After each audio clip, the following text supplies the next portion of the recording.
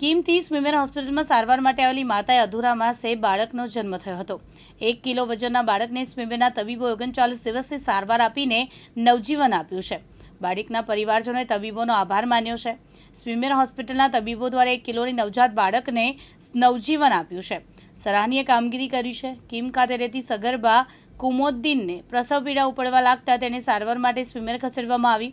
અધૂરા માસે તેણે 1 કિલોના વજન સાથે બાળકને ગંભીર હાલતમાં જન્મ આપ્યો। જન્મતાની સાથે જ બાળકને શ્વાસ લેવામાં તકલીફ। હોસ્પિટલમાં તબીબો દ્વારા બાળકને તાત્કાલિક NSUIમાં દાખલ કરવામાં આવ્યું છે। તબીબો દ્વારા બાળકને વેન્ટિલેટર પર સારવાર આપી 39 દિવસમાં બાળકને હેમખેમ ઉગાર્યું। બાળકની સારવારમાં doctor Amita, doctor Rajnikant, unit 4 Surana Patel, doctor Dorothy Sen Gupta, Suraj, doctor Apurva, doctor Maitri સહિતના સ્ટાફ દ્વારા 1.5 મહિના રાત દિવસ દેખરેખ રાખવામાં આવી અને બાળકની હાલ તબિયત સ્વસ્થ છે। અને હું એસએનસી નોડલ ઓફિસર છું। આ મારી ટીમ છે, ડૉક્ટર મૈત્રી, ડૉક્ટર સૂરજ અને ડૉક્ટર દીપક। આ બાળકની વાત કરીએ જેના માતાનું નામ કુમોદિની બેન હતું, એ બાળક 27/12/2024ના રોજ આપણે ત્યાં દાખલ થયું હતું। બાળકની માતાની હિસ્ટ્રીની વાત કરીએ તો બાળકની માતાની હિસ્ટ્રીમાં એમને પહેલા 4 બાળકો એક્સપાયર થઈ ગયા હતા। એક એબોર્શન હતું, એટલે એને મેડિકલની ભાષામાં બેડ ઓબ્સ્ટેટ્રિક હિસ્ટ્રી કહી શકાય। આ બાળકનો જ્યારે જન્મ થયો ત્યારે બાળકનું વજન 1 કિલો 170 ગ્રામ હતું અને બાળક અધૂરા મહિને એટલે કે 37 અઠવાડિયા જે નોર્મલ બાળક જન્મવાના અઠવાડિયા હોય છે એના કરતાં 4 થી 5 અઠવાડિયા એટલે કે અરાઉન્ડ 30 વીક્સ પર એ બાળકનો જન્મ થયો હતો। જ્યારે બાળક દાખલ થયું NICUમાં ત્યારે એનું એક તો વજન ઓછું, અધૂરા માસે જન્મેલું બાળક હતું। જ્યારે અધૂરા માસે જન્મેલા બાળક હોય છે તેના ફેફસાનો વિકાસ જે નોર્મલી 37 અઠવાડિયા પર થવો જોઈએ એટલો થયેલો હોતો નથી, જેથી આવા બાળકોને શ્વાસ લેવામાં તકલીફ થતી હોય છે। આવા બાળકોને આપણે શ્વાસ લેવાના મતલબ ફેફસાનો વિકાસ ઓછો થાય તો શ્વાસ લેવામાં તકલીફ થતી હોય તો એના માટે ઇન્જેક્શન આપવા પડતા હોય, જે ફેફસાના વિકાસ કરવા માટેના ઇન્જેક્શન આપવા પડતા હોય છે।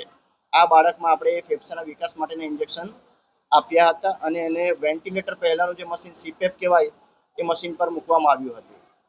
આ બાળક શરૂઆતના દિવસમાં થોડો સુધારો થયો અને પછીથી આ બાળકમાં થોડા ઘણા કોમ્પ્લિકેશન થયા હતા।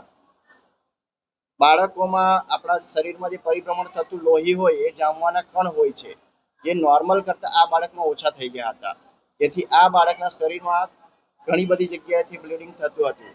આવા રોગને મેડિકલની ભાષામાં DIC એટલે કે ડિસેમિનેટેડ ઇન્ટ્રાવાસ્ક્યુલર કોએગ્યુલેશન કહેવાય છે, જેમાં બાળકને અલગ અલગ જગ્યાએથી બ્લીડિંગ થવાની શક્યતા રહે છે। આ કોમ્પ્લિકેશન ડેવલપ થયું ત્યારે બાળકને શ્વાસ આપવાના મશીન કે જેને વેન્ટિલેટર કહેવામાં આવે છે વેન્ટિલેટર પર મૂકવામાં આવ્યું। વેન્ટિલેટર પર થોડા દિવસ રહ્યા પછી બાળકને ન્યુમોનિયા પણ ડેવલપ થયો। એ ન્યુમોનિયાની સારવાર કરવામાં આવી અને સારવાર બાદ એ બાળકને ગ્રેજ્યુઅલી વેન્ટિલેટર પરથી વીન કરવામાં આવ્યું। વેન્ટિલેટર પરથી વીન એટલે વેન્ટિલેટર પરથી કાઢીને આપણે એની બેબીની કેર કરવામાં આવી। શરૂઆતમાં એને બાળકને નળીથી ફીડિંગ આપવામાં આવતું હતું અને એ નળીથી ફીડિંગ આપવું એમાં નર્સિંગ સ્ટાફ, એમની મધર માટે કહીએ તો કે આ મધર એકદમ કેર કરવાવાળી મધર હતી કે જેમને જિંદગીમાં એક જ હોપ હતી કે મારા જે પાછલા બાળકો જે બેડ ઓબ્સ્ટેટ્રિક હિસ્ટ્રી હતી એના લીધે એમને એક હોપ હતી કે આ બાળક જો સર્વાઈવ કરી જાય તો મને જીવન જીવવાનો સહારો મળી જાય।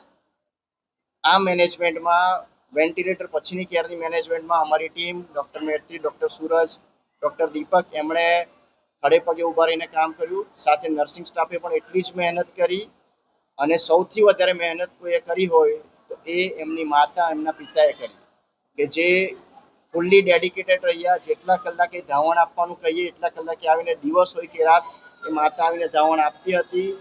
એમને હેન્ડ હાઇજીન સમજાવી હતી તો એટલી હેન્ડ હાઇજીન પણ એટલી જ રાખતી હતી અને બાળકની એમણે ટોટલી કેર ડિવોટી તરીકે કરી, જેના પરિણામે જ આપણે આ બાળક સર્વાઈવ થઈ શક્યું। ડૉક્ટરની ટ્રીટમેન્ટની સાથે માતાની દુઆઓની પણ એટલું જ અસર હતી, જેના લીધે આ બાળક આ તકલીફમાંથી બહાર આવ્યું। આજે આ ગઈકાલે બાળક અમને બતાવવા આવ્યું ત્યારે બાળક લગભગ 6 મહિનાનું થઈ ગયું।